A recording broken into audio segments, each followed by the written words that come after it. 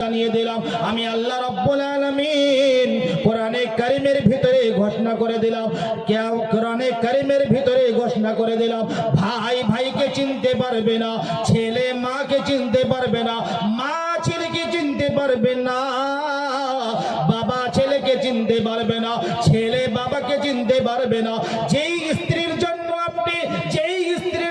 আপনি ভাইকে ছেড়েছিলেন, মাকে ছেড়েছিলেন, বোনকে ছেড়েছিলেন, মাকে মেরেছিলেন, যে স্ত্রীর জন্য আমি সব কিছু করতে রাজি হয়েছিলাম, সেই কিয়ামতের মাঠে আমার স্ত্রী, আমার কলিজার টুকরা বিবি, আমার জান, আমার যেটাই আপনি বলতে চান না কেন, আপনার স্ত্রী, আমার স্ত্রী আপনাকে, ওই স্ত্রীগুলো কাল কিয়ামতের মাঠে চিনতে পারবে না।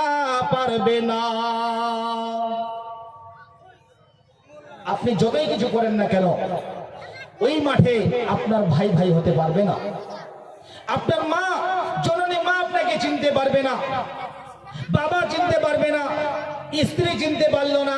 যাদের জন্য মাথার ঘাম পায়ে ফেলে লাখ লাখ টাকা রোজগার করলাম, তারা আমাদেরকে কেউ চিনতে পারবে না। তাই আল্লাহ তাবারক তাআলা বলছেন, বান্দারে তোমরা শোনো শোনো শোনো শোনো। আব্দুস সাত্তার যখন তার বড় ভাইয়ের কাছে গিয়ে বলবে, আর বলবে, ও গো আমার বড় ভাই, ভাই গো আমার, আজকে আমি একটা নেকি হলে জান্নাতে চলে যাব। আব্দুস সাত্তারের একদিকে নেকি গুলো আর একদিকে গুনাহ গুলো, সমস্ত নেকি আর গুনাহ হিসাব করতে করতে করতে সমস্ত নেকি ফুরিয়ে যায়, আর একটা গুনাহ থাকে। আল্লাহ তাবারক তাআলা বলছেন, রে আব্দুস সাত্তার, তুমি যাও যাও যাও, তুমি যদি একটা নেকি আনতে পারো, আমি আল্লাহ রাব্বুল আলামিন তোমাকে জান্নাতে পাঠিয়ে দেব। আব্দুস সাত্তার বলছে, রব্বুল আলামিন পৃথিবীর বুকে আমার বড় ভাই ছিল, পৃথিবীর বুকে আমার বড় ভাই ছিল। আল্লাহ তাবারক তাআলা বলেন, আব্দুস সাত্তার রে, তুমি যাও যাও যাও, তোমার বড় ভাইয়ের কাছে চলে যাও। আজকে যদি তোমার বড় ভাই একটা নাকি দিয়ে সহযোগিতা করে, আমি আল্লাহ রাব্বুল আলামিন তোমাকে জান্নাতে পাঠিয়ে দেব। আব্দুস সাত্তার যখন তার বড় ভাইয়ের কাছে ছুটে গিয়ে বলবে, ওগো আমার বড় ভাই, ভাইরে আমার, আজকে আপনি একটা নেকি দিলে আমি জান্নাতে চলে যাব। আব্দুস সাত্তারের ভাই বলবে, না না না, পৃথিবীর বুকে কোনো আমার ভাই বলে কেউ ছিল না। আব্দুস সাত্তার বলবে, পৃথিবীর বুকে আমার ভাই বলে কেউ ছিল না, কেউ ছিল না। আব্দুস সাত্তার তার ভাইকে বলবেন, ওগো আমার বড় ভাই, ভাই গো আমার, আপনি একটা নেকি দিলে, বারবার আবদার করবে আর বলবে, বড় ভাই আপনি একটা নেকি দিলে আমি জান্নাতে চলে যাব। আব্দুস সাত্তারের ভাই বলবে, না না না, আমি একটা নেকি তোমাকে দিতে পারবো না, পৃথিবীর বুকে আমার ভাই বলে কেউ ছিল না, তুমি আমার কাছ থেকে চলে যাও চলে যাও। আল্লাহ তাবারক তাআলা আব্দুস সাত্তারকে বলেছে, রে আব্দুস সাত্তার, তুমি যদি একটা নেকি আনতে পারো, আমি আল্লাহ রাব্বুল আলামিন তোমাকে জান্নাতে দিয়ে দেব। আব্দুস সাত্তারের ভাই যখন তাকে নেকি দিল না, আব্দুস সাত্তার ঘুরে আসার পরে হৌ হৌ করে কান্না করে আর বলে, আল্লাহ আল্লাহ, আজকে আমি অসহায় হয়ে গেলাম, আমি অসহায় হয়ে গেলাম। আল্লাহ তাবারক তাআলা আব্দুস সাত্তারকে বলে, রে আব্দুস সাত্তার, বলো বলো বলো, তোমার ভাই কি তোমাকে একটা নেকি দিয়েছে বলো। আব্দুস সাত্তার বলবে, রব্বুল আলামিন আমার ভাই আজকে আমাকে চিনতে পারলো না। আল্লাহ তাবারক তাআলা আব্দুস সাত্তারকে বলবে, রে আব্দুস সাত্তার, বলো বলো বলো বলো, পৃথিবীর বুকে তোমার আর কে ছিল বলো। আব্দুস সাত্তার বলবে, রব্বুল আলামিন আমার জননী মা ছিল।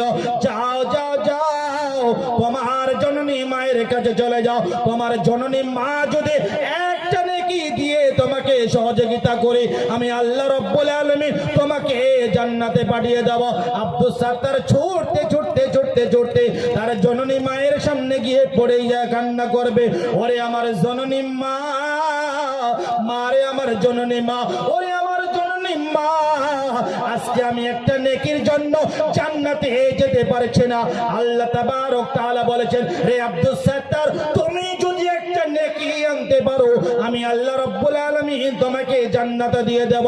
আব্দুল সাত্তারের মা বলবে, না না না, পৃথিবীর বুকে আমার সন্তান বলে কেউ ছিল না। বলেন, যে মা আপনাকে আমাকে 10 মাস 10 দিন পেটে ধরে কষ্ট করে মানুষ করলো, যে মা নিজে না খেয়ে আমাদেরকে খাওয়ালো, সেই মা চিনতে পারবে না, সেই মা আপনাকে আমাকে চিনতে পারবে না, তাহলে আপনার আমার চিনার কে থাকবে? বলেন, কেউ থাকবে ভাই? আব্দুল সাত্তার তার মাকে বলবে, ওরে আমার জননী মা, মা গো আমার, যখন আমি ছোট ছিলাম বা যখন আমি আপনার পেটে ছিলাম, গভীর রাত্রি বেলা আপনি কান্না করতেন আর চিৎকার করতেন, আমার বাবা আপনাকে বলতো, প্রাণের বিবিরে আমার, কলেজার টুকরা আমার, জান আমার, তুমি কেন ঘুমাও না বলো, তুমি কেন ঘুমাও না বলো?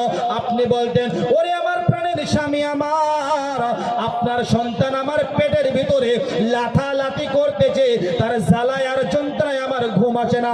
তারপর আব্দুল সাত্তার তার মাকে বোঝাচ্ছে, ওরে আমার জননী মা, আমার যখন পৃথিবীর বুকে আসার সময় হয়ে যায়, আল্লাহ তাবারক তাআলা যখন সময় নির্দিষ্ট করে দিয়েছিল, রে আব্দুল সাত্তার, তুমি অমুক টাইমের মধ্যে, অমুক সেকেন্ডের মধ্যে, অমুক মিনিটের মধ্যে তুমি পৃথিবীর বুকে চলে যাবে, আপনার পেটের ভিতরে সামান্য একটু জ্বালার যন্ত্রণা শুরু করে দিয়েছিল, সেই জ্বালার যন্ত্রণা তুমি বরদাস্ত না করতে পারে, আমার বড় আম্মা, আমার ভাবিরা, আমার চাচিরা আপনাকে হসপিটালে নিয়ে গেছিল, সে জায়গায় আপনি বালতিকে বালতি রক্ত নষ্ট করেছেন, মা গো আমার, আপনি এত কষ্ট পেয়েছেন, ডাক্তার আপনাকে এত কষ্ট দিয়েছে, আপনার আমার জ্বালা এত কষ্ট পেয়েছেন, আপনি তবু আমাকে কষ্ট দেয়নি। ওরে আমার মা, এত ঠান্ডার সময়, এমন ঠান্ডার সময় আপনি ঘুমাই থাকতেন, আমি বিছানায় পেশাব করে দিতাম রে জননী মা, ওরে আমার জননী মা, আমি বিছানায় পেশাব করে দিতাম, আপনার ঘুম নষ্ট করে, আপনার ঘুমটাকে হারাম করে আপনি আমার কাপড়াগুলো পাল্টিয়ে দিতেন, আপনি আমার ভিজা জায়গায় ঘুমাতেন, আমি আপনার শুকনো জায়গায় ঘুমাতেন। মা দেখলো সন্তান ছোট আছে, কিছু করে যাবে না, মা বুকের মধ্যে জড়িয়ে নিয়ে বলে, সোনা রে, কলেজার টুকরা বেটা রে, তোমাকে কষ্ট দেইনি, তোমাকে আদর করে মানুষ করেছিলাম, সব কিছু মাকে ছেলে বোঝানোর পরে তারপরও মা বলবে, না না না, পৃথিবীর বুকে ছেলে বলে কেউ ছিল না। বলেন, যে মা আপনাকে আমাকে কষ্ট করে লালন পালন করে মানুষ করলো, সে মা কোনদিন কষ্ট দিল না পৃথিবীর বুকে, ওই জায়গায় গিয়ে চিনতে পারে না। তাই কবি বলছেন, মায়ের দিলেতে ব্যথা কখনো দিও না, মায়ের দিলেতে ব্যথা কখনো দিও না, মা দুঃখী দুঃখিনী হবে, সুখেতে মা খুশি হবে, ছেলের খুশির তোরে মা মরতেও রাজি হবে, দুঃখে দুঃখিনী রবে, মা খুশিতেও রবে, মায়ের দোয়া চাইরি পাওয়া মক্কার মদিনা, মায়ের দিলেতে ব্যথা কখনো দিও না, কখনো দিও না। আল্লাহ তাবারক তাআলা বলছেন, হে আল্লাহর বান্দারা, হে আমার যুবক ভাইরা, হে আমার যুবতী বোনেরা, একটু কান খুলে শোনো, আমি আপনাদের সামনে ওই মায়ের একটা ঘটনা তুলে ধরবো।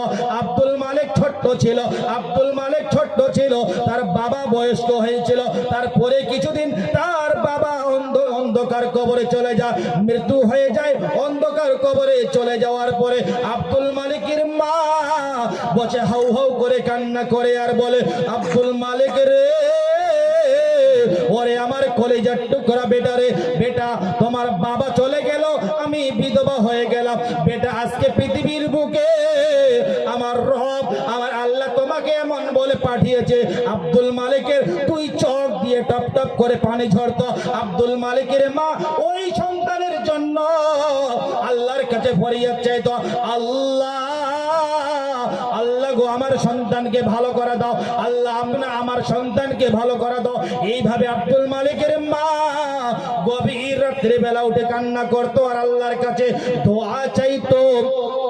সেই সময় আব্দুল মালিকের মা আব্দুল মালিককে নিয়ে মানুষের বাড়ি বাড়ি গিয়ে ভিক্ষা করে করে করে মানুষের বাড়ির দরজায় গিয়ে গিয়ে ভিক্ষা করে করে নিজে না খেয়ে আব্দুল মালিককে খাওয়াতো। জননী মা গো, ওরে আমার জননী মা, সন্তান কি করে মাকে কষ্ট দিল, সন্তান কি করে বাপকে কষ্ট দিল, একটু মন দিয়ে শুনবেন। ওই আব্দুল মালিকের মা আব্দুল মালিককে নিয়ে একদিন ডাক্তারের কাছে চলে যায়। মানুষের বাড়িতে ভিক্ষা করে করে মানুষের বাড়িতে চেয়েছে। সন্তানকে ডাক্তারের কাছে নিয়ে যাওয়ার পরে ডাক্তারকে বলে, ডাক্তার বাবু আমার সন্তান আব্দুল মালিকের দুই চোখ দিয়ে টপ টপ করে পানি ঝরে, এই রোগটা কি ভালো করা যাবে? ডাক্তার বাবু বলেন, বুবু আপনার সন্তানকে ভালো করতে হলে অনেক পয়সার প্রয়োজন আছে। সেই সময় আব্দুল মালিকের মা বলে, ডাক্তার বাবু এই পৃথিবীর বুকে আমার সন্তান ছাড়া পৃথিবীর বুকে আর কেউ নেই, আমি একটা বিধবা মহিলা, আমি এত টাকা 4 লাখ টাকা বা 5 লাখ টাকা এই সন্তানকে দিয়ে আমি ঠিক করাতে পারবো না। ডাক্তার বলে, এই জায়গায় আপনার ছেলের চিকিৎসা হবে না, আপনি চলে যান ওই ঝাড়গ্রামে চলে যান। ঝাড়গ্রামের মা বলবে আমরা ভিক্ষা দিয়ে আপনাকে কতটুকু সহযোগিতা করব। ওই মা গ্রামের মা বিধবা মা আপনাদের বাড়ির দরজায় গিয়ে 2-4-5 হাজার টাকা করার পরে আব্দুল মালিকের মা ওই আবার ঘুরে সন্তানকে নিয়ে একটা ডাক্তারের কাছে যায়। ডাক্তারকে বলে, ডাক্তার বাবু আমার সন্তানের দুই চোখ দিয়ে পানি ঝরে, এই রোগটা কি ভালো করা যাবে? ডাক্তার বলেন, বুবু একটা উপায় আমি দিতে পারি, একটা মাসওয়ারা দিতে পারি। আমি ডাক্তার, আপনি মা, আপনি মা, আপনি জননী মা, আপনি গর্ভধারী মা, আপনি চাইলে ভালো করতে পারেন। আমি ডাক্তার হলেও পৃথিবীর কোন ডাক্তারের ক্ষমতা নাই, পৃথিবীর কোন জমিনের ডাক্তারের ক্ষমতা নাই। আপনি জননী মা, আপনি চাইলে আপনার সন্তানকে ভালো করতে পারেন। আব্দুল মালিকের মা শুনে থাকার পরে ডাক্তার বলেন, বুবু আপনাকে একটা মাসওয়ারা দেব, আপনি জননী মা, আপনার চক্ষু দুটো অপারেশন করার পরে আপনার ছেলের ভিতরে চক্ষুতে লাগানো হবে, আপনার ছেলের চক্ষু দুটো আপনার ভিতরে লাগানো হবে। আপনি জননী মা, আপনি জননী মা, আপনি কি রাজি আছেন? বলেন।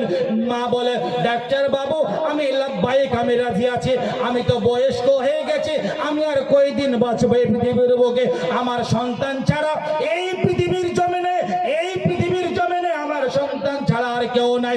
আব্দুল মালিকের মা সঙ্গে সঙ্গে রাজি হয়ে গেল। ডাক্তারকে বলে, আপনি অপারেশন শুরু করেন, আপনার যা যা ব্যবস্থা নেওয়ার আপনি সবকিছু চিকিৎসা শুরু করেন। আব্দুল মালিকের মা সঙ্গে সঙ্গে ডাক্তারকে বলার পরে ডাক্তার বাবু সঙ্গে সঙ্গে ব্যবস্থা নিয়ে নিল। আব্দুল মালিকের মায়ের চক্ষু দুটো অপারেশন করার পরে আব্দুল মালিকের ভিতরে লাগানো হলো। ওই আব্দুল মালিকের মায়ের চক্ষু দুটো আব্দুল মালিকের মায়ের ভিতরে লাগানো হলো। এবার দেখা গেল মা হয়ে গেল অন্ধ, ছেলে হয়ে গেল ভালো। হয়ে গেল না?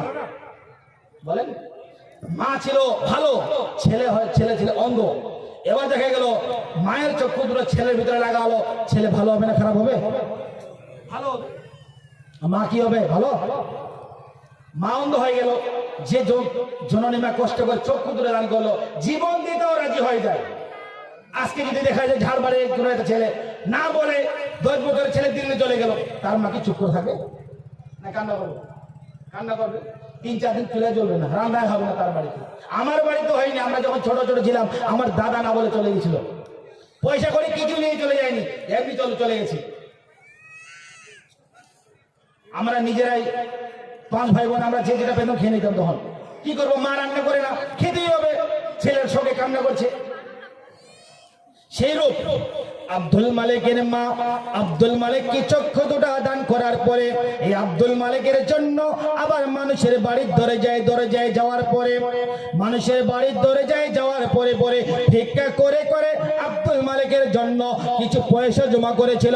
আব্দুল মালিকের অন্ধ মা সব সময় চিন্তা করে আর বলে, গ্রামের সকলের ছেলে মেয়েরা ডাক্তার হবে, মাস্টার হবে, আমার ছেলে যদি বোকা হয়ে পড়ে থাকে, সে অশিক্ষিত হয়ে পড়ে থাকলে গ্রামের মানুষ তাকে ঠকিয়ে খাওয়ার চেষ্টা করবে।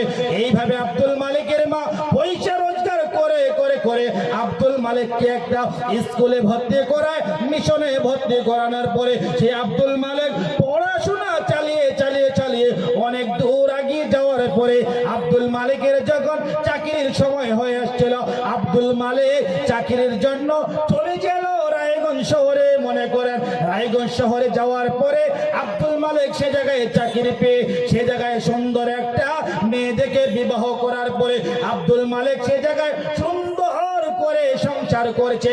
এই আব্দুল মালিকের অন্ধ মা আব্দুল মালিককে না দেখতে পেরে আব্দুল মালিককে খুঁজে না পাওয়ার পরে গ্রামের লোকের কাছে খুঁজে তালাশ করে এইভাবে খোঁজ করতে আব্দুল মালিকের মা আব্দুল মালিকের বাড়ির দরজায় চলে যাওয়ার পরে আব্দুল মালিকের বাড়ির দারোয়ান দাঁড়িয়ে আছে। আব্দুল মালিকের বাড়ির দারোয়ান দাঁড়িয়ে আছে। দারোয়ান জিজ্ঞাসা করে আর বলে, বুড়ি মা আপনি কেন দাঁড়িয়ে আছেন, আপনি এ জায়গায় কেন দাঁড়িয়ে আছেন? ওই বয়স্ক মহিলা বলে, আব্দুল মালিকের মা বলে, বাবা এই বাড়ির যে মালিক আছে তার সঙ্গে একটু দেখা করতে চাই। দারোয়ান বলেন, বুড়ি মা এখন আমার মালিকের সময় নাই, আমার মালিক এখন আরাম করছে, আমার মালিক এখন ঘুমাচ্ছে, আপনি এখন চলে যান, আপনি পরের সময় আসবেন। ওই বুড়িমা বলে, আব্দুল মালিকের মা বলে, বাবা দারোয়ান রে, যতক্ষণ আমি ওই বাড়ির মালিকের চেহারাটা দেখতে পারবো না ততক্ষণ আমি বুড়িমা, আমি বয়স্ক মা, আমি একটা অন্ধ মা, এই বাড়ির দরজা ছেড়ে যেতে পারবো না। ওই বাড়ির দরজা ছেড়ে যেতে পারবে না। তারপরে বুড়িমা বলেন, দারোয়ান রে, আমি জননী মা। দারোয়ান উপায় না পাওয়ার পরে ছুটে চলে গেল মালিকের কাছে যাওয়ার পরে বলে, মালিক আপনার নাম ধরে একটা বয়স্ক মহিলা ডাকতেছে, আপনি তাড়াতাড়ি করে নিচে নেমে চলে আসুন। আব্দুল মালিক ছুটে আসার পরে দেখেন আমার বয়স্ক মা দাঁড়িয়ে আছেন। মাকে জিজ্ঞাসা করে আর বলে, ওরে আমার জননী মা, আপনি কেন এসেছেন? আপনার কিসের প্রয়োজন? আপনার বাড়িতে খাবার নাই, আপনার বাড়ি থেকে পয়সার নাই। উঁচু জায়গা থেকে 2 তলা বিল্ডিং থেকে আব্দুল মালিকের বিবি থেকে আর বলে, ওরে আমার প্রাণের স্বামী রে, ওই বয়স্ক মহিলাটাকে আব্দুল মালিক বলেন, ওরে আমার প্রাণের বিবি, কলেজার টুকরা রে, আমার প্রাণের বিবি রে, আমার কলেজার টুকরা রে আমার। এই বয়স্ক মহিলাটা হলো আমাদের গ্রামের বাড়ির কাজের মহিলা। হয় কিনা বলেন? বর্তমান যুগে আসছে, দাঁড়ান সবর করে হবে। বর্তমান যুগে কি হয় না বলেন? এখানে অনেক যুবক ভাইরা আছে, বাবরা একটু বসবেন, একটু বসে যাবেন। বর্তমান জামানায় দেখা গেল যুবক ভাই মাকে ছেড়ে দেয়, আলাদা খায় তার বিবিকে নিয়ে, খায় না। যদি আমাদেরকে নাবালক যখন ছিলাম, যদি আমাদেরকে আলাদা করে দিত, ভালো লাগতো না। এবারে দেখা গেল আব্দুল মালিক তার মাকে বলল, এ আমার বাড়ি, গ্রামের বাড়ি চাকরের মহিলা। আব্দুল মালিকের মা কান্না করতে গ্রামের দিকে রওনা দিয়ে দিল। আব্দুল মালিক কয়েকদিন পর আসার পরে দেখেন আমার বয়স্ক মা বাড়ির দরজাটা লাগা আছে, বয়স্ক মায়ের বাড়ির দরজাটা লাগা আছে। আব্দুল মালিকের বয়স্ক মা গ্রামের চাচিকে বলে গেছেন, ওরে আমার চাচি রে, আমার বোন রে, আমার কোনদিন যদি আমার সন্তান আব্দুল মালিক আমার খোঁজে আসে, একটা সুন্দর একটা চিঠি লিখে দিয়েছেন। ওই চিঠিটা দেওয়ার পরে আব্দুল মালিকের কয়েকদিন পরে আব্দুল মালিকের মায়ের কয়েকদিন পরে ইন্তেকাল হয়ে যায়। আব্দুল মালিকের মাকে গ্রামের মানুষ সকলেই মিলে মাটি দিয়েছেন, কবরস্থানে দাফন করে দিয়েছেন। দাফন করার পরে আব্দুল মালিক কয়েকদিন পরে গ্রামের বাড়িতে চলে আসেন। আসার পরে মা মা করে চিৎকার করে আর বলে, মা মা চিৎকার করে আর বলে, গ্রামের লোক বলে, বাবা তুমি কে বলো, তুমি কে বলো? আব্দুল মালিক বলেন, চাচি আমি আব্দুল মালিক অনেকদিন আগে এই গ্রাম ছেড়ে চলে গিয়েছিলাম, এই ঝাড়গ্রাম ছেড়ে চলে গিয়েছিলাম। ঝাড়গ্রামের মানুষ আমাকে চিনতে পারছে না। এই গ্রামের মধ্যে, এই বাড়ির মধ্যে আমার একটা বয়স্ক মা থাকতো, কোথায় গিয়েছে বলতে পারবেন? আব্দুল মালিকের চাচি বলেন, বাবা আমি তোমাকে চিনি না। এই বাড়ির যে বয়স্ক মহিলা ছিল অমুক কবরস্থানে তার দাফন করা হয়েছে, কয়েকদিন আগে ইন্তেকাল করে অন্ধকার কবরে চলে গেছেন। গ্রামের মানুষ মিলে তাকে মাটির ভিতরে দাফন করে দিয়েছেন, জানাজা করিয়েছেন, মাটি দিয়েছেন, দাফন করে দিয়েছেন।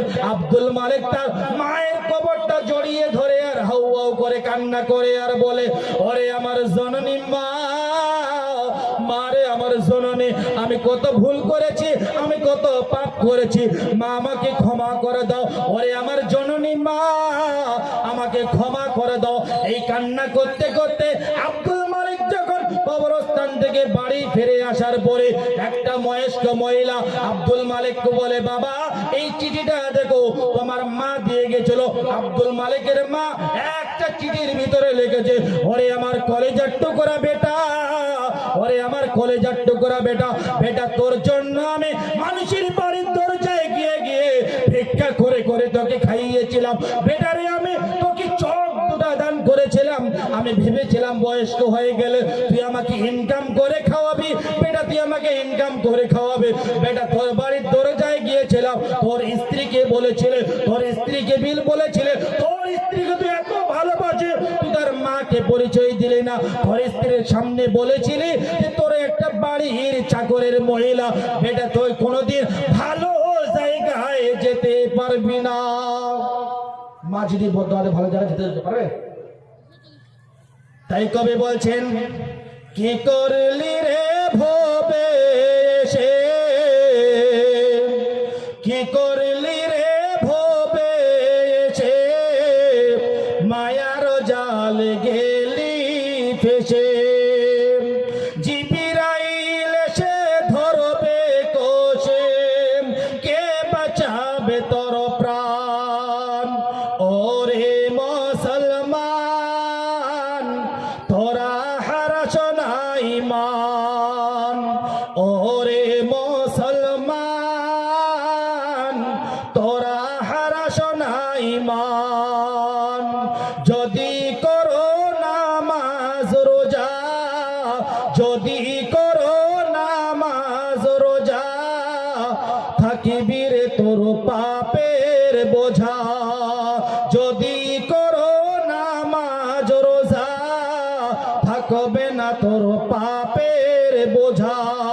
মরণ পরে পাইবি রে তুই জান্নাতি আদাব। ওরে মুসলমান তোরা হারাস না ঈমান। ঈমান হারালে এইভাবেই হবে, কিছু করার নাই।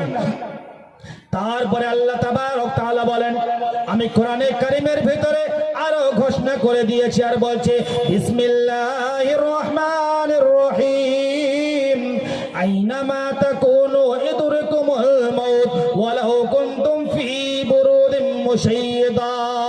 আল্লাহ রাব্বুল আলামিন বলছেন, রে পৃথিবীর মানুষ, রে পৃথিবীর মানুষ, রে আমার বান্দারা, রে আমার বান্দিরা, তোমরা শোনো শোনো শোনো, আমি আল্লাহ রাব্বুল আলামিন তোমাদেরকে ছেড়ে দিয়েছে, তোমাদেরকে ছেড়ে দিয়েছে। তোমরা যতদূর যাওয়ার আমি আল্লাহ রাব্বুল আলামিন তোমাদেরকে ছেড়ে দিয়েছে। তোমরা যাও যাও যাও। এই ঝালবাড়ি ছেড়ে আপনি রায়গঞ্জে চলে যাবেন, রায়গঞ্জ ছেড়ে আপনি দিল্লি যান, বোম্বাই যান, পাশের দেশ বাংলাদেশ যান, আপনি পাকিস্তান চলে যান, আপনি ইরাক যান, ইরাক যান, আপনি যে কোনো জায়গায় যান না কেন, আমার আল্লাহ রাব্বুল আলামিন কোরআনে কারীমের ভিতরে বলে দিয়েছেন, রে পৃথিবীর মানুষ, তুমি যে প্রান্তে যাও না কেন, মরণ তোমার হবে। হবে না? বলেন বাপ হবে না। একটা উদাহরণ দিই, মনে করেন এই আপনাদের শঙ্করপুর হাট আর এই ঝালবাড়ি, মনে করেন মাঝখানে একটা ছেলে দাঁড়িয়ে বসে আছে। সকালবেলা শঙ্করপুর হাট কি শুক্রবার লাগে? শুক্রবার লাগে না? শুক্রবারে লাগে। শুক্রবারে মনে করেন সকালবেলা একটা ছেলে বসে আছে রাস্তার ধারে। ওই ছেলেটা বসে আছে আর চাচা যাচ্ছে শঙ্করপুর হাটে। শঙ্করপুর হাট যাচ্ছে, সকালবেলা দেখবে আমার ভাতিজা জায়গায় বসে আছে। এবার চাচা সন্ধ্যার সময় আবার বাড়ি ফিরছে, তার ভাতিজাকে জিজ্ঞাসা করছে আর বলছে, বাবা এই জায়গায় কেন বসে আছো? কি প্রয়োজন তোমার? কেন বসে আছো? কার জন্য বসে আছো? তোমার দাদির জন্য কি বসে আছো? কবরস্থানে তোমার দাদি মারা গেছে কয়েকদিন আগে, এই বয়স্ক দাদির জন্য? বলছে না চাচা, এই বয়স্ক মহিলার জন্য, বুড়ির জন্য দুঃখ করে কান্না করে কি হবে, কোনো লাভ নেই। তাহলে কার জন্য বাপ? তোমার দাদুর জন্য কি? বলছে না, আমার দাদুরও জন্য নয়। বলছে কেন তাহলে বসে আছো বলো? বলছে চাচা, আমার একটা কম্বল হারিয়ে গেছে। কি হারিয়ে গেছে? কম্বল বা ব্ল্যাঙ্কেট মনে করেন, বা লেপ মনে করেন, যেটা মনে করেন, একটা কম্বল হারিয়ে গেছে। তার চাচা বলছে, ভাতিজা হেড বোকা, কম্বল হারিয়ে গেলে কি ওই শঙ্করপুর হাটে পাওয়া যাবে, ঝাড়বাড়িতে পাওয়া যাবে, ঝেটকিয়ায় পাওয়া যাবে, রায়গঞ্জে পাওয়া যাবে? তোমাকে খোঁজ করতে হবে কম্বলটা তোমার কে নিয়ে গেছে, কে নিয়ে গেছে, কোথায় আছে, চারটা লোক যেখানে দাঁড়িয়ে আছে সে জায়গায় তোমাকে তালাশ করতে হবে, হয় কি না? সে জায়গায় তালাশ করতে হবে। সেই ছেলেটা কত ডেমা! এবার দেখেন, তার চাচাকে বলছে, চাচা যে আমার কম্বল চুরি করে নিয়ে গেছে সে ভারতবর্ষের কেন, পৃথিবীর যে কোনায় যাক না কেন, পৃথিবীর যে কোনায় যাক না কেন, তাকে এই জায়গায় আসতে হবে। কোন জায়গায় ভাই? কোন জায়গায়? কবরে আসতে হবে না? কবরে কি আমরা যাবো না? আপনি বলতে পারবেন যে আমি কবরে যাব না? কে বলতে পারবে? আমি কবরে যাবো না এই কথাটা কেউ বলতে পারবে না। আমরা ওই জায়গায় একমত সবাই, তাই না? মরতে হবে সবাই জানি, সবাই জানি মরতে হবে। মরার পরে যে কি হবে এটা আমরা ভালো করে বুঝি না। রক্তর জোর আছে তো, শরীরের ক্ষমতা আছে, তার লাগে আমরা ছুটে বেড়াই। ছুটার প্রশংসাটা আপনার পরে হবে, আযাবটা আপনার আগে হবে। এবার আপনার চলে যাই, বিশ্বনবী যে বলতেছেন, ওরে আমার বান্দারা, ওরে আমার বান্দিরা, তোমরা শোনো শোনো শোনো। কোন ব্যক্তি যখন মারা যায়, কোন পৃথিবীর মানুষ যখন মারা যায়, ওই মাইয়াতের পাশে দুইখানা ফেরেশতা আসবে আর জিজ্ঞাসা করবে আর বলবে, বলো বলো বলো বলো এই পৃথিবীর বুকে তোমার আপন কারা বলো। ওই মাইয়াত বলবে, রে ফেরেশতারা, যারা আমার পাশে বসে কান্না করছে, আমার পাশে বসে আমার মেয়ে কান্না করছে, আমার মা কান্না করছে, আমার ভাই কান্না করছে, কেউ বলবে আমার স্ত্রী কান্না করছে, গ্রামবাসীরা সকলেই কান্না করছে, এরা আমার সব থেকে কাছের লোক। ফেরেশতারা চলে যাওয়ার পরে কিছুক্ষণ পরে যখন আবার মাইয়াতকে যখন ওই গরম পানি দিয়ে গোসল করাবে, ওই সময় ফেরেশতারা এসে বলবে, বলো বলো বলো তোমার আপন কারা বলো। এবার ফেরেশতারা বলবে, রে মাইয়াত বলো তোমার আপন কারা। ওই মাইয়াত বলবে, রে ফেরেশতারা, যারা আমাকে গোসল করাচ্ছে এরা আমার কাছের লোক। ওই ফেরেশতারা আবার চলে যাবে, কিছুক্ষণ পরে আসবে যখন মাইয়াতকে আমরা কবরস্থানে নিয়ে যাব, যখন আমরা মাইয়াতকে কবরস্থানে নিয়ে যাব, ওই মাইয়াতকে সঙ্গে আমরা গ্রামবাসী যাই, সকলেই যাই, গ্রামবাসীরা যায়, সকলেই যাই, হাফেজ সাহেব যায়, মেম্বার যায়, মাস্টার যায়, ডাক্তার যায়, সবাই আমরা যাই। মাইয়াতকে ফেরেশতারা জিজ্ঞাসা করবে আর বলবে, বলো বলো বলো এই জায়গায় তোমার আপন কারা। ফেরেশতাদেরকে বলবে, এ ফেরেশতারা, তোমরা শোনো শোনো শোনো, এই গ্রামে আমার সকলে আপন। দেখতে পাচ্ছ না আমার পিছনে গ্রামবাসী আসছে, আমার পিছনে ডাক্তার আছে, আমার পিছনে মাস্টার আছে, আমার পিছনে অফিসার আছে, সকলেই আমার আপন।